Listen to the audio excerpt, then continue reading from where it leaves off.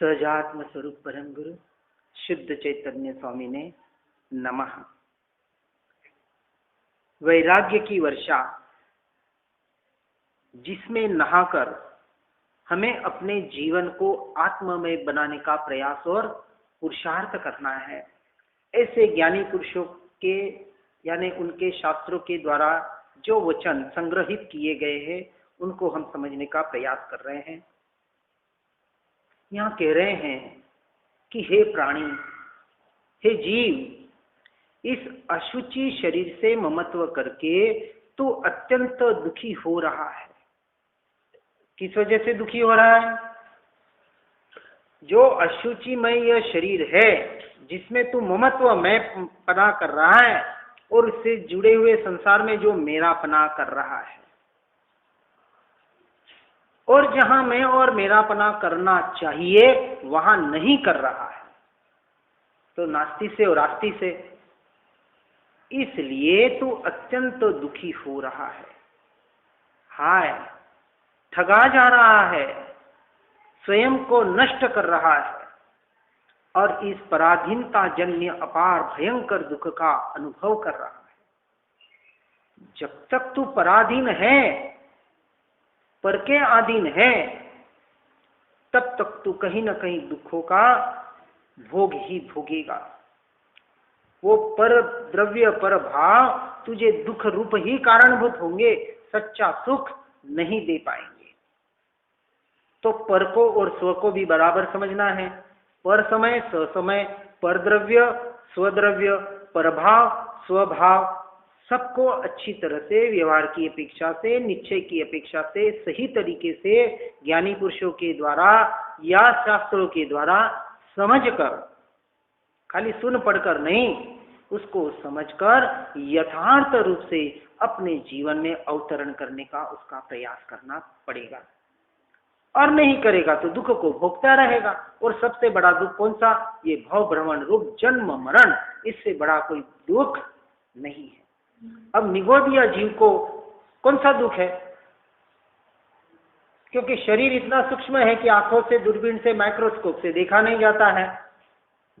अब वहां जो एक, जहां जितने एक श्वासोश्वास कहते, कोई एक पापड़ी कहते कि आंख बंद होती है, तब तक 17.5-18 बार जन्म मरण कर रहा है। तो वहां कौन सा दुख है? जन्मा मरा, जन्मा मरा, जन्मा मरा। अरे ये निरंतर, वो जैसे जन्म हुआ, अरे मर गया, अरे वो जन्म का दुख, वहां मरण का दुख। ये जो तीव्र वेदना जन्म और मरण की हो रही है, यहां अनंत दुख भोग रहा है वो। परंतु अब तो उसे अनंत दुखी की खान तथा महा अपवित्र समझ, किसको? इस देह को। जैसे हमने कहा, इस अशुचि भावना में देह को अपवित्र करके वहां से लक्ष्य हटाकर आत्मा पर लक्ष्य कराने का प्रयास करवाया गया। इस अपेक्षा से इस देह को अपवित्र अशुचिमय बताया। परंतु आत्मा का लक्ष्य कराने की अपेक्षा से, दूसरी अपेक्षा से, कि जहां ये आत्मा जिस में रह रहा है, यह भगवान उस भगवत स्वरूप के दृष्टि को देखने के लिए इसी देह को देह देवालय भी कहा। तो जहां जिस अपेक्षा से कथन होता है उस अपेक्षा से समझना है। अब यहां कह रहे हैं कि इस महा अपवित्र खान को, यानी इस शरीर को जब तक अपवित्र नहीं समझेगा तब तक तेरा ज्ञान, सत्य ज्ञान कैसे हो सकता? जिस सत्य ज्ञान की ओर तुझे बढ़ना है, तूने अपने ज्ञान को बाहर और बाहर ही भटका रखा है। बाहर की जानकारियां, बाहर का ज्ञान, चाहे संसार का हो, चाहे धर्म क्षेत्र का हो, चाहे क्रियाओं का हो, चाहे शास्त्रों का हो, चाहे आत्मा का भी क्यों ना हो, जिसको शास्त्र में क्षम ज्ञान कहा जाता है, जो हम सुन रहे हैं, पढ़ रहे हैं, मति श्रुत ज्ञान, ये तो अभी बाहर का है। इस ज्ञान के द्वारा, इस सुनने पढ़ने के बाद यदि हम अपने ज्ञान स्वभावी आत्मा का स्वसंवेदन प्रत्यक्ष यहाँ अनुभव न करें, तो बाहर का ज्ञान अपने ज्ञान स्वभाव का अनुभव न करावे, ज्ञान स्वभाव की रमणता न करावे, तो वो ज्ञान भी अज्ञान है। वो ज्ञान भी हमारे काम का नहीं बना। क्यों नहीं बना? कि उस ज्ञान का हमने उपयोग करके अपने ज्ञान स्वभावी आत्मा का अनुभव नहीं किया, और नहीं किया तो मोक्ष के मार्ग में प्रवेश ही नहीं किया। मोक्ष चाहते हैं तो मोक्ष मार्ग में प्रवेश तो करना पड़ेगा पहले। तो सम्यक दर्शन यह मोक्ष मार्ग की पहली सीढ़ी है, तो उसको सही तरीके से समझना पड़ेगा। उस मार्ग में प्रवेश करना है तो व्यवहार की अपेक्षा से तो कहा गया कि आपको सम्यक दर्शन को पहले प्रकट करना है, यानी अपने आत्मा की स्वसंवेदन प्रत्यक्ष अनुभूति करनी है। अब अनुभूति करनी है तो उसके अनुभूति के विषय को समझो, उसकी कला को समझो, उसकी क्रिया को समझो, उसका जो भी कुछ व्यवहार से शास्त्रों में, सदगुरु के द्वारा, शास्त्रों के द्वारा जहां भी हम पढ़ते हैं, सुनते हैं, जिस मार्ग से जुड़े हैं, कि किसी भी प्रकार से मैं अपने स्वरूप में कैसे ठहर सकता हूं। हर एक को अपने अपने प्रारब्ध के अनुसार, अपने ऋणानुबंध के अनुसार अलग अलग गुरु मिलेंगे। आज आत्मा के भी बहुत से मार्ग बताए जाते हैं। कोई ध्यान के मार्ग से बताता है, कोई किसी मार्ग से बताता है, किसी मार्ग से बताता है। तो भीतर के मार्ग भी अनेक आज हमको देखने को मिलते हैं। अब हमको ये मार्ग क्यों मिला, ज्ञानी पुरुष क्यों मिले, कृपाणु देव ही क्यों मिले, कि कुंद आचार्य के हम ग्रंथ ही क्यों, ये दिगंबर संप्रदाय के, अब श्वेतांबर में जन्म हुआ और ये दिगंबर संप्रदाय के कोई कहते हैं कि आपको उनके शास्त्र पढ़ते हैं। अरे उनके मेरे तेरे मेरे ये क्या लगा रखा है हमने? जहां अब उस सत्य बात हमें समझने को मिले और मुझे सत्य लगे, मेरा जहां प्रारब्ध होगा, मेरा जहां से ऋणानुबंध होगा, जैसा मेरा पूर्व का संस्कार होगा, वही तो उदय में आएगा ना। मुझे क्यों मिला ये मार्ग, हम लोगों को क्यों मिला? कहीं ना कहीं प्रारब्ध कर्मों के उदय में था। आज हम क्यों एक जगह बैठकर चर्चा कर रहे हैं, क्यों स्वाध्याय सत्संग कर रहे हैं? कहीं ना कहीं पूर्व में मिले थे, कहीं ना कहीं स्वाध्याय सत्संग हुआ था। अब ये सारा व्यवहार का कथन हुआ। अब कहाँ मिले, क्यों मिले, कैसे मिले, क्या लेना देना? अब निश्चय की अपेक्षा से कहेंगे तो क्या पहले मिले थे, क्या आज मिल रहे हैं, क्या फिर मिलेंगे? अरे अनंत सिद्ध एक दूसरे के अंदर मिलने के बाद भी एक दूसरे से नहीं मिलते। तो आत्मा की अपेक्षा से कहें तो न हम मिले थे, न मिल रहे हैं, न कभी मिलेंगे। ये निश्चय का कथन हुआ। तो व्यवहार की अपेक्षा से कहा जाता है कि ठीक है, ऋणानुबंध था तो आज मिल रहे हैं। अपेक्षा से हर चीज को समझना है, परंतु मान्यता में क्या होना चाहिए? निश्चय। निश्चय कथन का विषय नहीं है, श्रद्धान का विषय है। ठीक है, व्यवहार की अपेक्षा से कथन से समझाने का प्रयास किया जाता है, प्रयास है ये। कहीं शक्या नहीं पढ़ते श्री भगवान जो ते वाणी ने अन्य वाणी शू कहे, अनुभव गोचर मात्र रही ते ज्ञान जो। उस ज्ञान की अनुभूति, और अनुभूति कोई कह ही नहीं सकता। परमात्मा नहीं कह सकते तो दूसरे पामर प्राणी क्या कहें? तो ये कहने सुनने पढ़ने का विषय नहीं है, बस समझ लिया। अब करने का विषय है। क्या करने का? अपना अनुभव करने के लिए जो प्रयास करना है, प्रयत्न करना है, क्रिया करनी है। वेद ज्ञान, वेद विज्ञान कहे, साक्षी भाव कहे, जिसको जो मार्ग उचित लगे। कोई ध्यान से करे, कोई किस भी। हम तो कहते हैं अपने स्वरूप में ठहरने का प्रयास करो। सत्य पहले स्वरूप को समझने के बाद, पहले सीधे बैठ जाएंगे तो कहीं ना कहीं अटकने हो जाएंगे। पहले पूरे स्वरूप को यथार्थ रूप से, व्यवहार से, निश्चय से, अच्छी तरह से, अच्छे सत्संगियों से, अच्छे शास्त्रों को पढ़कर, सुनकर, समझकर उसका एक पक्का निर्णय करो। अब जो अपना निर्णय होगा उसके लिए अब आपको किसी के पास हाथ फैलाने की जरूरत नहीं पड़ेगी।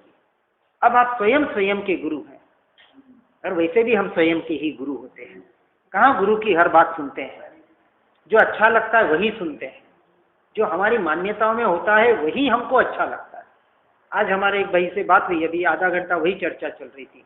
कल जो एक भाई आए थे, महावीर जी, वो कहते देखो मैंने ये सुना है, वो आपसे सुना, वो मुझे अच्छा लगा और ऐसा लगा कि वो कह रहे वही आप कह रहे। अब हमने उनको गुरु का नाम पूछा, जहाँ हम भी जाके आए हैं। मैंने कहा देखो मैं भी गया, मैंने भी शिविर अटेंड किया, लेकिन मुझे वो जचा नहीं, यानी पूर्ण मार्ग नहीं लगा। क्योंकि प्रारंभिक अवस्था के आज 10 प्रकार के मार्ग है। भीतर का कहता है तो हमको लगता है देखो ये भी भीतर की बात कर रहे हैं, तो भीतर की बात बताने वाले भी आज 10 मार्ग है। ठीक है, अपनी अपनी समझ है, अपनी अपनी मान्यता है, हम किसी का निषेध नहीं करते हैं। हम तो, क्योंकि हमारे गुरु ने कहा है निर्दोष सुख निर्दोष आनंद ले गमे ख्याति में, जहां से मिले बस भीतर से सुख और आनंद आना चाहिए। वो सुख और शांति भीतर से महसूस होनी चाहिए कि हाँ आज मुझे बहुत शांति मिली। अब विपश्यना का कोर्स करते हैं, मैंने भी 3 बार किया, तो भाई 1 घंटा ध्यान में बैठे, सारे विकल्पों से निकलने का प्रयास किया, सांसों को देखने का प्रयास किया, तो नेचुरली शांति तो मिलेगी, भले वो पुद्गल के लक्ष्य से हो। क्यों नहीं मिलेगी?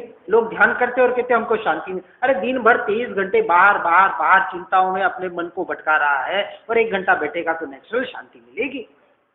कुछ भी नहीं करेगा तो भी मिलेगी। तो कहीं ना कहीं वो भी गलत नहीं है, क्योंकि वह कहीं ना कहीं शांति की ओर प्रयास तो कर रहा है। हो सकता है वो जीव आगे कैसे बढ़े, कब बढ़े, हमको पता नहीं। इसलिए किसी भी पदार्थ इसका क्रिया का भूल के भी निषेध नहीं करना। ठीक है, मैंने मेरे दृष्टि से ये समझा है, मुझे जो, क्योंकि मेरा भवितव्य अलग था, मेरे ऋणानुबंध, मेरा प्रारब्ध अलग था, और किसी का जैसा जिसका अपना अपना है। मुझे जो मिला वो मेरे लिए सत्य है, मेरी बात मेरे लिए 100% सत्य है, दूसरे के लिए असत्य हो सकती है, या कोई और भी मार्ग हो सकता है, हम उसका निषेध नहीं करेंगे। लेकिन यहां कह रहे हैं कि जो तेरा ज्ञान सत्य ज्ञान कहा जाएगा तब, कब? जब तू पर द्रव्य पर भावों से छुटकर, पर के मैं मेरे पने से, पर के कर्तृत्व भोक्तृत्व पदे से छुटकर, जब तू अपने सत्य स्वरूप को समझकर अपने स्वरूप में मैं मेरापना करेगा, अपने स्वरूप का कर्ता भोक्ता बनेगा, तब जाके समझना कि आज मैं सत्य धर्म तक पहुंचने का पुरुषार्थ अब कर रहा हूं। और ऐसा जो पुरुषार्थ करता है वो आज नहीं तो कल पहुंचेगा ही। भीतर से वो निर्णय आना चाहिए, अरे पहुंचूंगा कि नहीं पहुंचूंगा, क्यों नहीं हो रहा है, ये आत्मा क्यों नहीं प्राप्त हो रहा है, मिलेगा कि नहीं मिलेगा, कब दर्शन होगा। अरे ये प्रश्न क्यों आ रहा है?